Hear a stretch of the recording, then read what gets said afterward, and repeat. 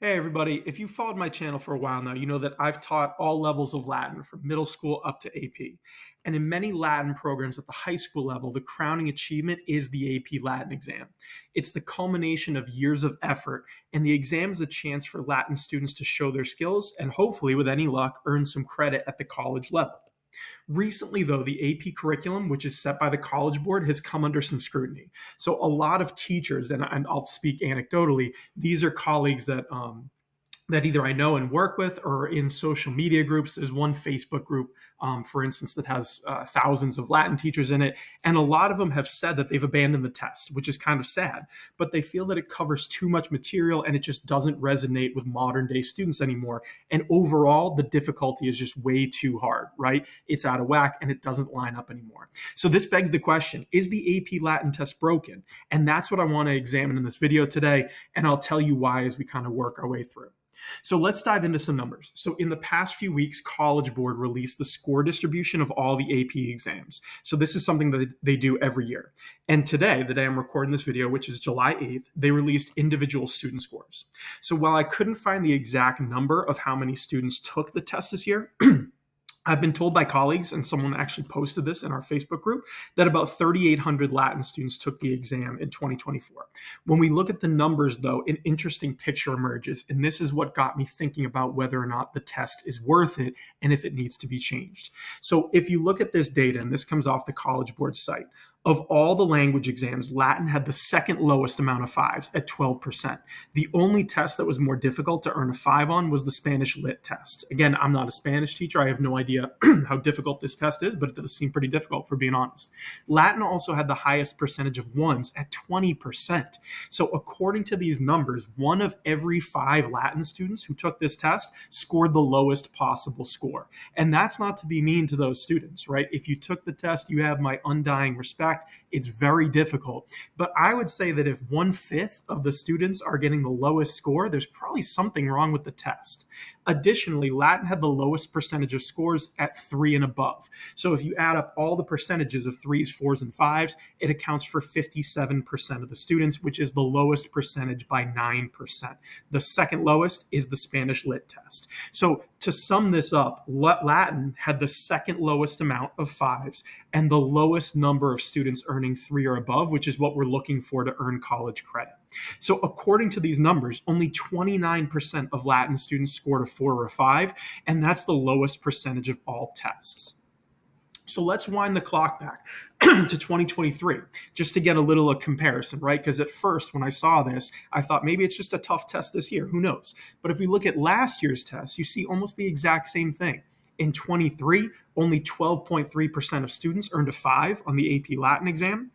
Again, that's the second lowest to the AP Spanish Lit. 16.5 earned a 4 and 18.4% earned a 1, which means that on this year's test in 2024, there were more 1s than there were the year before, which is not exactly great. I know it's only a few percentage points, but still not great. Additionally, only 56.7% of students scored a 3 or above, which again, just like this year, is the lowest percentage of any language exam by over 10%. There's a 10% delta or difference between the 3+ column in Latin and AP Spanish and Lit, which is the second hardest one. So by far, I would say, by a good margin, the AP Latin exam is the most difficult one that you could take this year and last year. But just for fun, let's go back to 2022, which is as far back as I could see on the College Board site. If the data exists further back, I'll try to find it. But this was just a quick video to try to see what's going on here, okay? So if we go to 2022, the pattern continues. It's a similar pattern. In 2022, only 11.2% of students scored a 5, 16.1% scored a 4, and 18.2% scored a 1. Again, these numbers are kind of striking when you compare them against all the other tests, okay? So that percentage of a 1 is the highest by 1 percentage point. Looks like the AP Japanese language and culture test was difficult that year. But on the flip side, for AP Japanese, 17.1 might have scored a 1, but 48.5 scored a 5, right? In Latin, it's only 11.2. It just feels, if you look at all these numbers, right, across the board, Latin stands out as the most difficult test. When you add up the 2022 scores, again, only 57.1%. 80% of students scored a 3 or above on that exam, okay, which is very consistent for this year, 23 and 22. So what do we make of all this data? There's a lot of ways to interpret it, right? And I pose this question to our group of Latin teachers because the way I see it might not be the way others do. So I'm genuinely curious what others think about this. But why is the Latin test so difficult, right? Why do so many students struggle with it? So again, I asked a group of Latin teachers and their comments were kind of striking. So I won't post exactly what they said because I don't have their permission. I don't want to speak for them. But one theme that came out, and again, these are from all AP Latin teachers, they reported that Virgil and Caesar is just not as interesting to Latin students as it once was. That's a little striking, but it is the truth. I will say in my classroom, I love Caesar. If you follow my channel, you see me making videos on De Bello Gallico. My students don't necessarily love it, right? That's very true. And Virgil, while it can be interesting, I wouldn't say it's their favorite thing in the world either, right? It just feels, and I thought that was just me in my classroom. But looking at the sort of comments from my colleagues, it sounds like that's widespread or more widespread than I thought it was. So as one teacher put it, Caesar and Virgil are just, quote, boring to students, right? And those of us who love classics, that might sting a little bit to hear Virgil, right? How is that possible? And Caesar, these are things that people have been studying in classics and studying Latin forever. It sounds like it just doesn't hit anymore with the 2024 students. They find it boring. Another point that was brought up by the teachers is the sheer volume on the test. And this is something I've always agreed with, and I think it is borderline ridiculous. The AP test has 8 units, what they call units, right? It includes hundreds of lines from Virgil's Aeneid and Caesar's De Bello Gallico. You can look it up on the College Board website. It's a massive amount of work. It's almost impossible to cover all of it in a single class. So a lot of teachers have done what I've done. I've spread my AP curriculum over 2 years, right? It's the only way to cover it. Otherwise, I would be burning through all this material, doing hundreds of lines a week, and it would just wipe my students out. They wouldn't be able to do it. The problem with spreading it over 2 years, though, is that it's hard to remember, right? If you're studying the first part of De Bello Gallico your junior year, by the time May of your senior year comes around, it's very hard to remember, right? So the sheer volume is a problem. I agree with my colleagues on that. A lot of us have pointed out it's just too much material to cover, okay? Overall, though, many reported exactly what I feel, and this is really what I'm curious about in making this video. A lot of teachers reported that the test is just not worth it for today's Latin student, and that's something I found as well. So the modern college application process, it's become so intense and stressful. If you're students, if you're a teacher, or maybe you're a student watching this, my students, their mental health declined through the process. It's competitive. It's very cutthroat. My students turn on each other, trying to find out who got into what college. It's sort of a game, right? And they're forced to think of school almost as a game or a business proposal, right? The basic way they go through high school is what series of courses can I take and what grades do I need to get into a top-end college? That's not what school's designed for. I'll say this as a teacher. I'll get off my high horse and my pedestal at some point, but I really don't think that's what we want for our students, right? We don't want them feeling that they have to do X, Y, and Z to get into a college. It should be fun and you're there to learn. That's not what the experience is for a lot of students, and it feels like the AP exam is one of the cogs in that puzzle. Is this worth it? And if it's not, they don't bother, okay? So like I said before, it sounds like only about 3,800 students took the AP Latin exam. Just for some comparison, the NLE, the National Latin Exam, which is considered, I'd say, a little less stressful, right? I know for my students, it's not anything they really worry about. They take it to see where they stack up. That test, the NLE, had over 100,000 students. So there's something off here. I know not everyone is at the same level and not everyone is able to take the AP exam, but when you only have 3,800 students taking the AP Latin exam, and I think if I saw correctly, I'm in New York. I think New York State only had 300, something along those lines. There's just not a lot of kids taking Latin anymore, right? Which is part of the problem. But even if they are taking Latin, it sounds like a lot of them are not taking the AP exam. Okay. And part of that thinking involves AP classes, right? They have to take APs for the college credit and the GPA boost that goes with it. Remember, I told you it's sort of like a game to get into college. But the competition has gotten so intense that students are reporting that they're only taking classes they know are worth the investment. So in other words, they all want to do well, and all they want is to do well on the AP test and have a chance to earn college credit. So that comes back to the problem that we brought up before. Where does this leave Latin? Well, it's a complicated issue, right? But what's becoming more clear to me as I make this video and think about it is that taking AP Latin is just not worth it to my students as it used to be. So when you think of that math of trying to get college credit, GPA boost, things like that, the test really isn't that something that they're focused on. Okay. So a lot of them see the test as being incredibly hard and not worth the effort. And if you look at that data we just did for the past 3 years, if the odds are that they're probably going to score a 3 or below and not earn college credit, why would you bother taking all that time and putting in that effort to take AP Latin? This is where it gets a little tricky. But anecdotally, from my students, 3 does not get you college credit, at least not at the top end schools that they're applying to. A lot of them are reporting you need 4s and 5s, and it's close to the 5s, right? So I don't know if 3 is good enough. So when the College Board releases these scores saying, oh, you got a 3, that's great.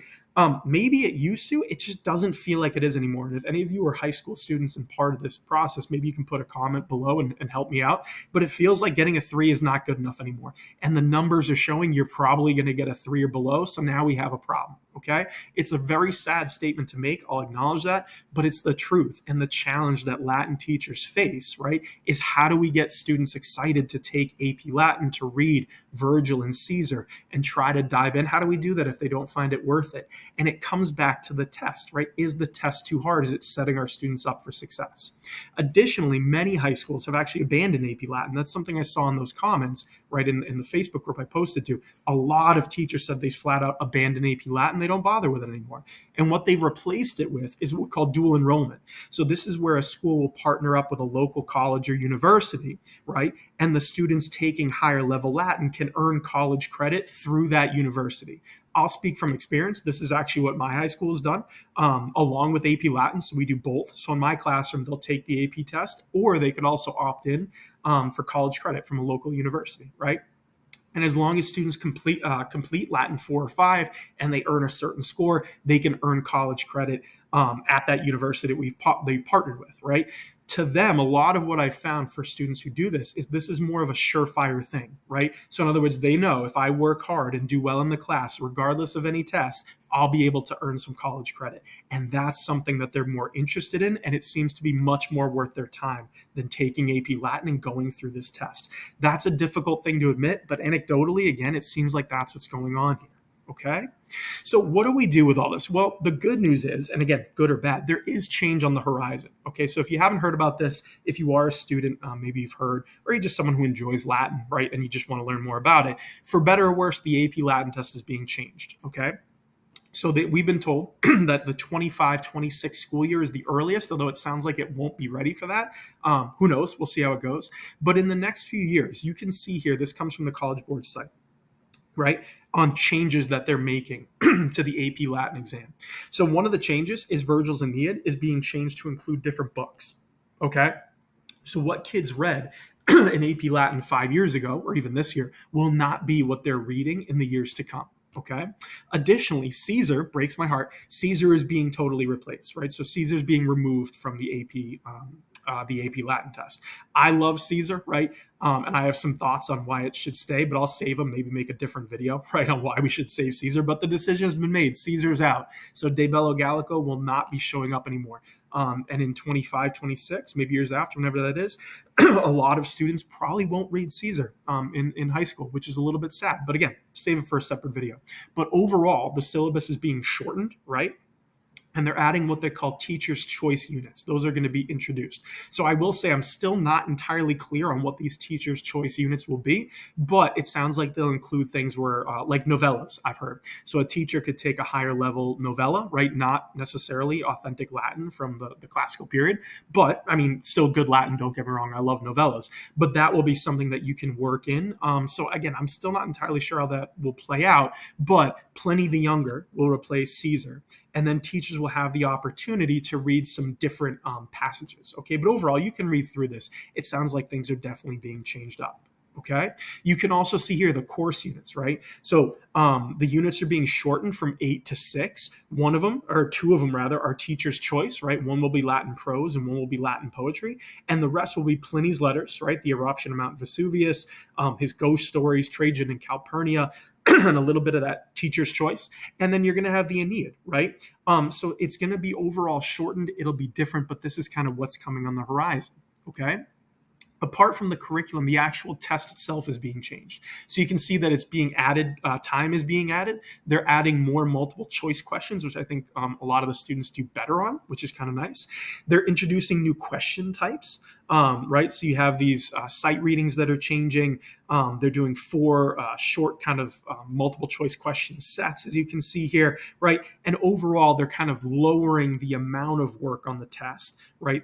And increasing questions that students tend to do better on. So who knows? Maybe this will work, maybe it won't. I really don't know, but I'm hopeful that this will make the test a little bit easier.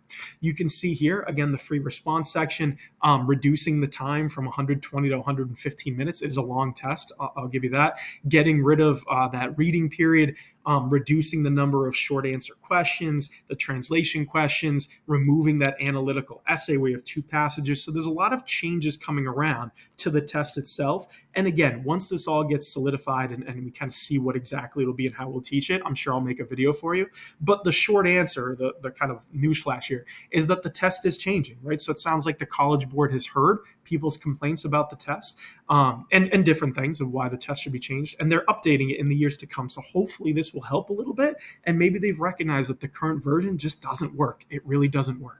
So just to wrap up, is the AP test broken? I'd say yes, right? I think it definitely is. I think the numbers show it. When you only have 10%, less than 10% scoring the highest score, I think there's a problem here, right? I would never blame the students. A lot of students work really hard on the AP. They study, they try, and they're kind of set up for failure with these tests that are covering massive amounts of material, really difficult Latin. It's just a really tall order to ask a high school student who's going through a million other things, right? Maybe their junior or senior year, they're taking a bunch of other APs, to ask them to put in this level of effort on something that they might not earn college credit for. It just feels unfair. It really does. So I'd say it's broken.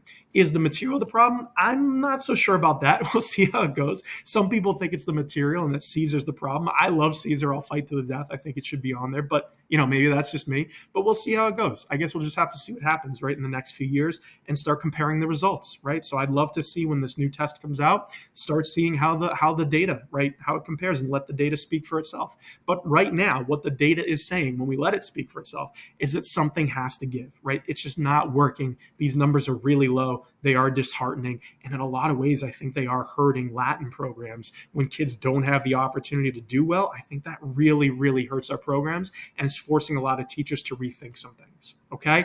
I'm really hoping that the changes, right, these new changes are going to improve the experience for my students, but I really don't know. And I'm curious to think what you all think about this. Some of you have written comments saying you took the test this year. I know a lot of you are AP Latin students. How did you think the test went? Do you think it needs to be changed? How was your experience taking AP Latin, right? The pacing of it, the amount of material. I can only go off what I do as a teacher and what my number of students, right, what they tell me. So I'm really curious. Put your thoughts in the comments below. But otherwise, I think this is something that's going to be, definitely talked about. It's being talked about now among Latin teachers. But I think the experience of taking higher level Latin in high school, at least in the U.S., is about to change in the years to come. And I'm curious to see how it all works out.